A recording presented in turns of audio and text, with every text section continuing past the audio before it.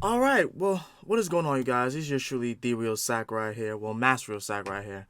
It's gonna take me a while to get used to it, but anyway, let me just get this out the way so that people can understand where I'm coming from and why I'm saying what I'm saying.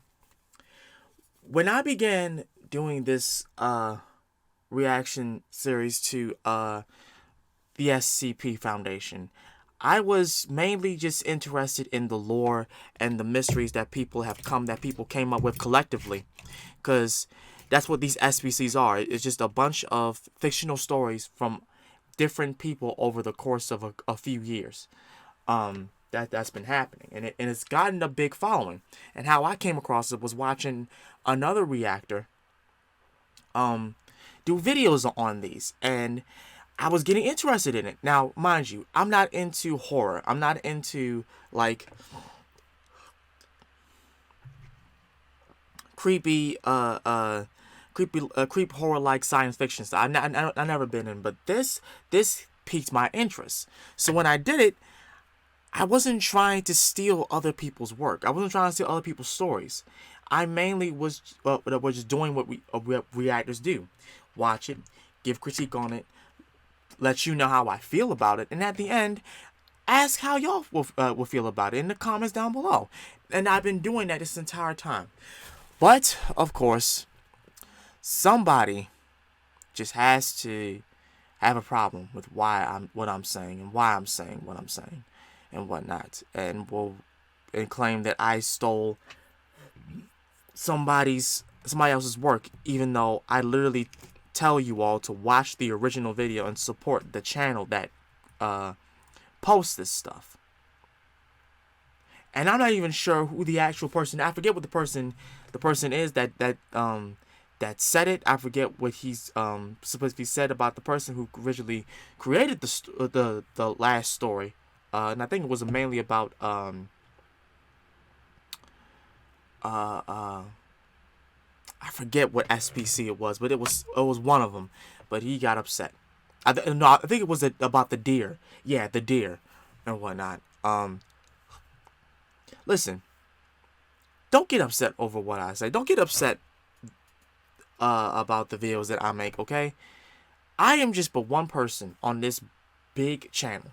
All right, I mean, and not this big channel, this big website where there's millions upon millions of people. My words hold no weight. If you feel as though what I'm doing is wrong, there are thousands upon thousands of people to react to.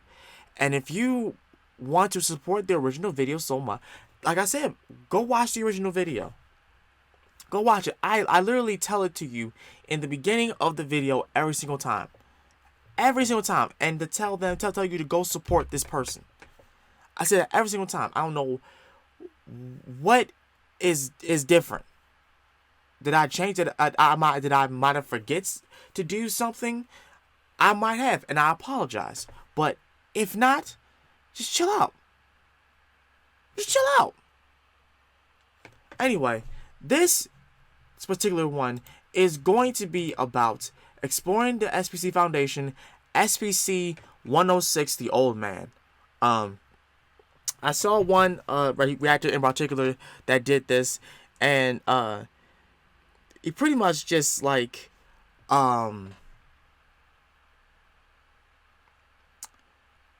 didn't really have much interest in it when he reacted to it. So anyway, we're gonna give our insight on it and see what this is all about, because I didn't watch it all the way. So here we go. SCP 106, The Old Man. Horror is a lot of things to a lot of people. For some, it's a parking lot at night, or a dark forest, or walking into a spider web. For others, it's clowns, or heights, or public speaking. For many, though, horror is simply something utterly horrific, which brings us to SCP-106. 106 is another classic SCP whose continued popularity has put it at the forefront of the SCP universe. Much like SCP-096, SCP-173, SCP-076, and others, 106 is another inhuman monster with no regard for human life that can't seem to be killed. Unlike many of those dangerous SCPs, however, 106 seems to take a certain amount of pleasure in torturing humans. Let's look at exactly how 106 is considered horrific, and a couple tales that might explain where it came from. Okay, pause. So, Jesus Christ, this guy looks so grotesque. Okay, so in the beginning, he was explaining what horror is to a lot of people, and this one person in particular, this reactor in particular, had a problem with how he was saying it, and I'm going to say that that's the truth. It's not really that much to get upset over as to how he said it, but that's the case. Horror is depicted from in a different way from a lot of people. For those people, for some people, it's going down the steps. For some people, it's facing a deep fear of theirs that they shudder in. You know, like horror is different for everybody.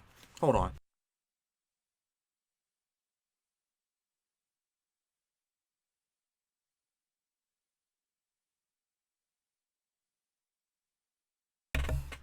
So you can't really get upset over how a person depicts what they feel that horror is. I think people get really overcritical about some things in the way people talk, and it's unnecessary. It really is. 106 is another classic SCP whose continued popularity has put it at the forefront of the SCP universe. Much like SCP-096, SCP-173, SCP-076, and others, 106 is another inhuman monster with no regard for human life that can't seem to be killed. Jesus. Unlike many of those dangerous SCPs, however, 106 seems to take a certain amount of pleasure in torturing humans. He's a psychopath.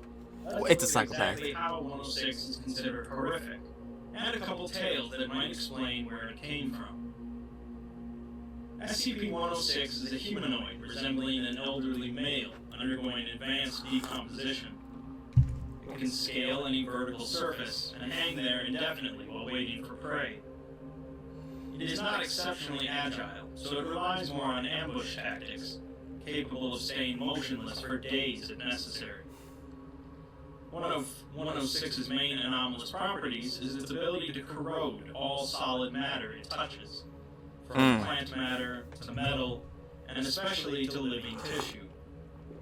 This effect will continue for 6 hours after 106 removes its touch. This corrosion appears as rusty, rotting, and cracking. Oh my gosh. It also causes a black, mucus-like substance to coat the object, similar to the substance covering 106 itself. 106's second main anomalous property is its ability to pass through solid matter, which leaves behind a patch of corrosive mucus. He can pass through solid matter? That is disgusting. And it's mucus-like? Oh my god. Oh, that's nasty. The moment I see something like that come through the wall, I am running. Jesus. This ability seems to be connected to 106's capability of entering a pocket dimension. That is, a small alternative dimension created and controlled by 106. Oh my gosh. This pocket dimension seems to be comprised mostly of halls and rooms, and serves as a hunting ground for 106.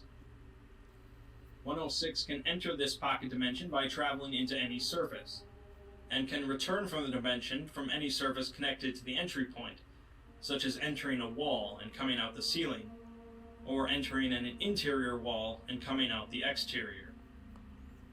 106 combines these abilities to hunt prey, generally humans from 10 to 25 years old, and incapacitates them with a touch. Usually, it will damage major organs, muscle groups, tendons, or bones, leaving the individual injured but alive. It will then pull the person into the pocket dimension, where it will likely continue to toy with it. Wow.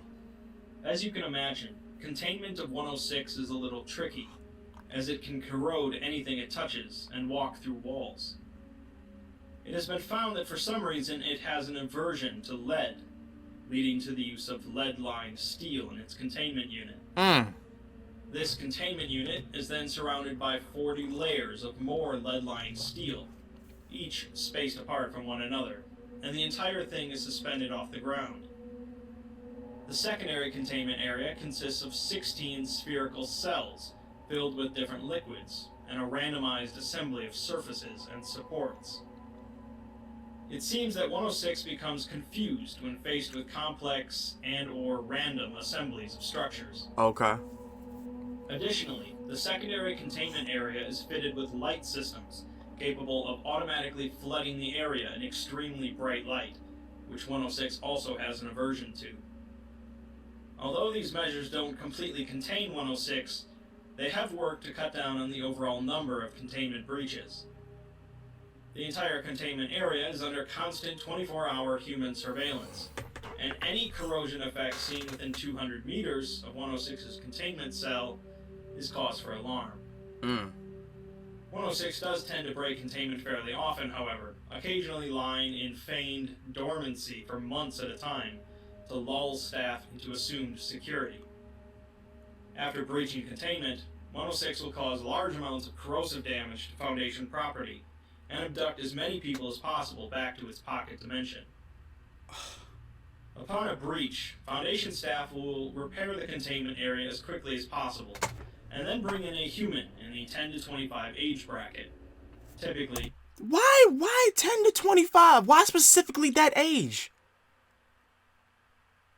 Why? Specifically that age?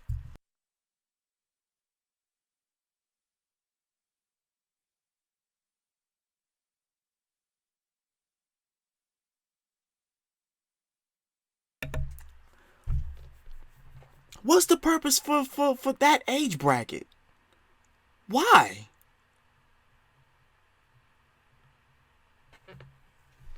That is very alarmingly unsettling. The AD class. Once ready, staff will injure the subject, usually by cutting the Achilles tendon or breaking the thigh bone. The Achilles causing them to tendon. become immobilized. Jesus. They will be placed in the containment cell, and their wails and screams will soon bring 106 back. If this does not occur, more trauma... Wait a minute. So they're doing that to the 10 to 25-year-old? Cutting the Achilles tendon so that they can wail and scream to trap this motherfucker? That's fucked up. If I just heard that right, that is fucked up. That is fucked up. Might need to be inflicted on the subject, or multiple subjects might be brought in. Physical damage seems to have no effect on 106, of course, so containment is so far the Foundation's only solution. That's SCP-106 as presented in the main document, but its popularity has caused a number of tales to pop up related to it. The most popular of these is titled The Young Man, and offers a potential origin to 106. Okay. The story takes place during World War I, centered around a corporal named Lawrence. Lawrence was a soldier that followed orders and fought as a soldier should, but had trouble fitting in. Nobody liked Lawrence, not due to lack of trying, but due to Lawrence being wired differently than others. He was quiet and still, kept to himself in the trenches, but everyone seemed to feel naturally uneasy around him. For the most part, Lawrence was utterly average in height, weight, appearance, talent, and so on, but he did possess some small notable quirks. He tended to stare at people slightly longer than was acceptable. Okay, so he was a weirdo. Alright, okay, so he stayed to himself, hardly ever talked, and he just stared at people. Yeah, he's a weirdo. I was getting ready to say, okay, so maybe he didn't seem like such a bad person. Like, sure, he's not good at some things, but he wasn't like strange. Then he tells that. Okay, all right, okay. And would often mumble in his sleep, rambling about odd, unsettling things. Oh, jeez. One soldier heard him mumble the name of his daughter, followed by a muffled giggle, causing the soldier to move to another barracks. Excuse me? Lawrence and 14 others were sent across no man's land to the enemy trench to secure it after it had gone silent for several days. It was theorized by many that Lawrence was sent more to just get him away from most of the soldiers than due to his combat prowess. Many seemed to hope that Lawrence would be killed in the process. During the following 3 days, as Lawrence and the other 14 were away, the rest of the soldiers in the trench began to discuss the odd man. None of them ever remembered him discussing his home, and he never seemed to write any letters or receive any. He would often mention his dreams, but overall seemed to lack any passion. Questions about Lawrence floated up to the higher commands, as no one was able to actually find his station orders, or really any paperwork whatsoever about him. He'd come with a reinforcement squad from France, but none of the other reinforcements had seen him before, as they were a group of a number of different squads brought together. Right. Nearly every man who shared a bunkhouse with him had gotten trench foot, and he seemed to leave behind a musty and sickly sweet smell.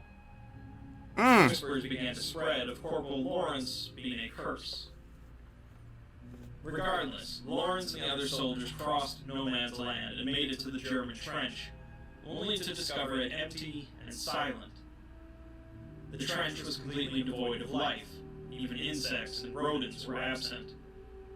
They did discover a sticky slime that seemed to have pooled into every divot and crack. Oh no. Overall, the trench was in ruins, with nothing living or dead found, until one of the soldiers discovered the remnants of a human body. Oh no. The flesh had somehow been smeared across the entire floor of a barracks, rotten bones sticking out at random angles, and the skull was resting on a bunk bed with 10 fingertip bones crammed into the eye sockets. More remains were soon found, a ring of hands with the fingers interlaced, Oh. 2 men in a tunnel with leathery skin, thin as mummies, covered in an oily black scum. The latrines were overflowing with excrement and organs, Oh the God. surface dotted with thousands of eyeballs. By this point, many of the men were loudly discussing retreating from this nightmare, but Corporal Lawrence was still rummaging around when he discovered a hole. It seemed to be the entrance to a natural cavern, and a private watched as Lawrence peered in before sliding in head first. Oh God. The private rushed over to assist, but could see nothing in the inky blackness of the hole. He heard rustles of movement and the sound of liquid shifting, followed by a repulsive stench that sent the private retching. The rest of the soldiers came over, and soon Lawrence returned from the hole, pale and shivering, covered in a tarry black ooze. He got contaminated. He got contaminated and possessed. I'm calling it now. I'm calling it now. Whatever he went into, it seeped through him, and oh gosh. He began vomiting out more of the same black slime, Yep. shuddering and shaking constantly. Yep. Once he finally stopped, the soldiers grabbed him and quickly retreated from the trench, half dragging Lawrence with them. When they made it back to the other trench, they collapsed in a gasping, sobbing pile. The coherent ones were debriefed, and the strange sights were dismissed as battle fatigue and strange gas weapon tests. Lawrence said little of his time in the hole, saying that he fell into an underground pool, or buried latrine, struggled for a bit, and climbed out. He was told not to discuss the events, and oddly seemed in better spirits than he was before. Lawrence became more talkative, rambling about the joys of confined spaces, and of creation and destruction. Oh no.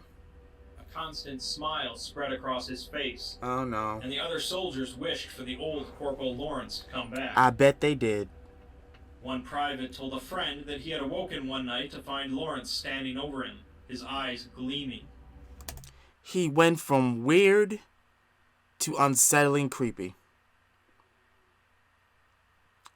He went from weird to unsettling creepy.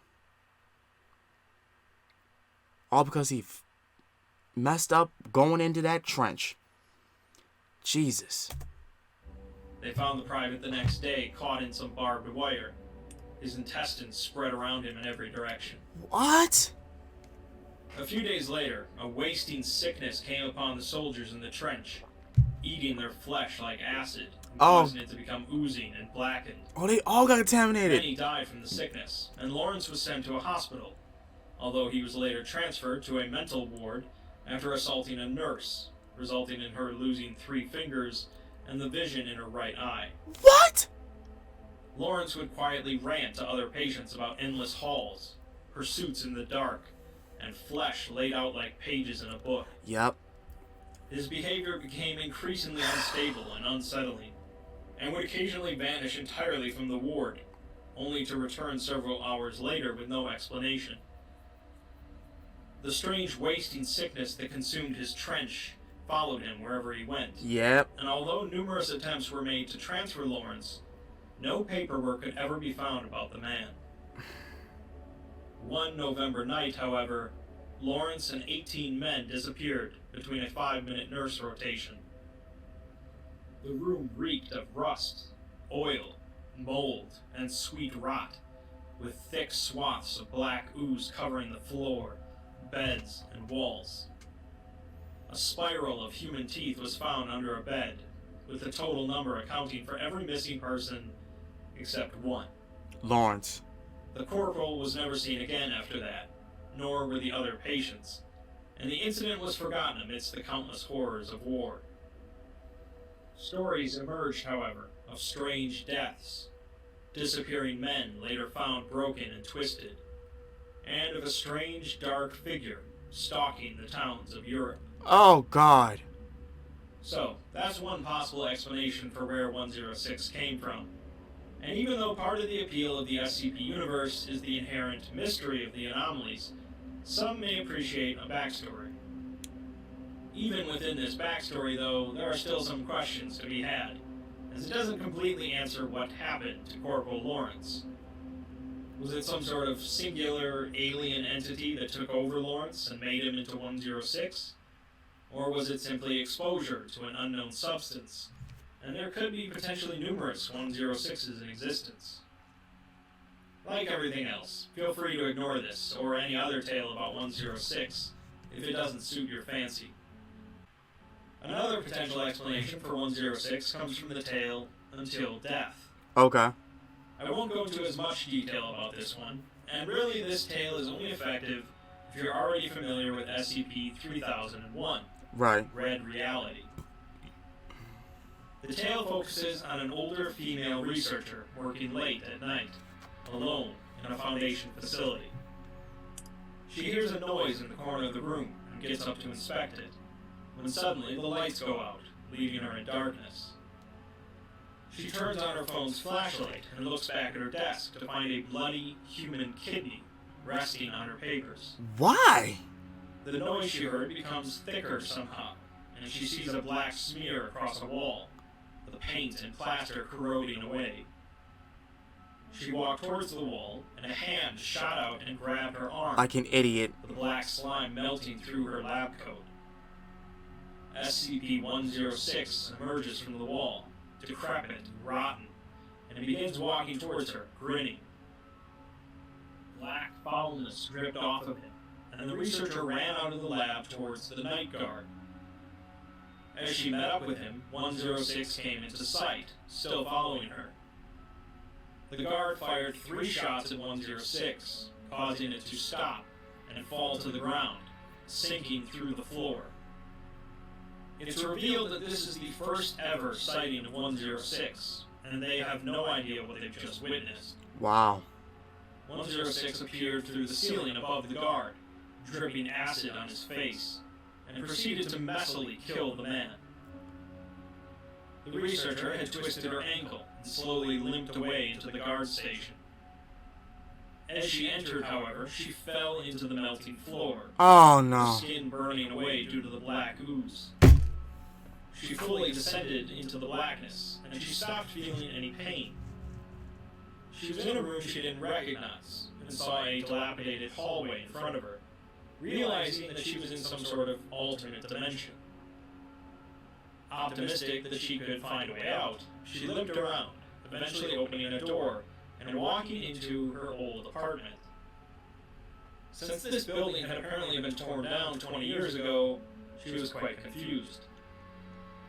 Everything seemed to be in place as it was, but when she went to open a closet, a pile of dismembered corpses fell out on top of her. Oh, Jesus. After flailing and gagging, she got out of the mess and recognized one of the faces as the night guards.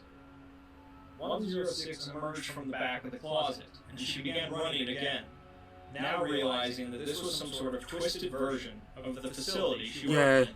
Yeah, that's what it was. She made her way back to the guard room where she had first entered this dimension, hoping that there was a similar way out, as 106 continued to chase her. Just barely, she makes it into the guard room and sinks through the same floor, re-emerging in the real facility. She hits the alarm button, but 106 is stopped right behind her. She realizes that this entity has taken the night guard's throat and put it into its own throat, What? causing a... How do you put another person's throat into your throat? How do you do that? What? This thing is all kinds of insane. growling sound. The growling sound builds in intensity, becoming a word. Red. This is followed by two more words, which are both Anna. The realization slammed into her, and 106 took 2 steps towards her, holding up its hand where the ring had been. She was frozen, unable to move or think, and 106 finally reached out to touch her cheek. The flesh began dripping from her face, and 106 leaned in to kiss her, melting and fusing her face to his. She screamed, but it was useless as her tongue had also melted, and her throat was filled with molten muscle. The two sunk through the floor together, locked in a final embrace. This tale is both a backstory to SCP-106, as well as an epilogue to SCP-3001, showing that Robert Scranton did manage to make it out of the Red reality, but no longer as a human. If I can speak personally, although I acknowledge the creativeness of the tale, I don't particularly care for it as an ending to Scranton's story.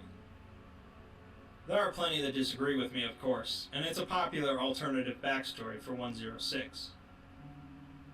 Whatever you care to think of 106's origins, the Old Man is certainly one of the more horrific entities on the SCP Wiki, at least as far as body horror is concerned. It's not everyone's favorite, and of course shows some of the signs of an early SCP, but we can all agree we'd rather not meet him in a dark alley. Hell no. Hell no. I would like to hear again state that 106 is not, as is commonly believed, a basic predator on par with an advanced shark. SCP-106 is a sentient being, albeit a totally alien one. SCP-016 appears to be aware of several things beyond the scope of pure instincts and genetic memory. 106 consistently breaches at moments where recovery and containment are most difficult. A fox may see his way out of a trap, but only a man will wait for his captors to look away to escape. Dr. Alec on Sentience in Contained Humanoids. Wow.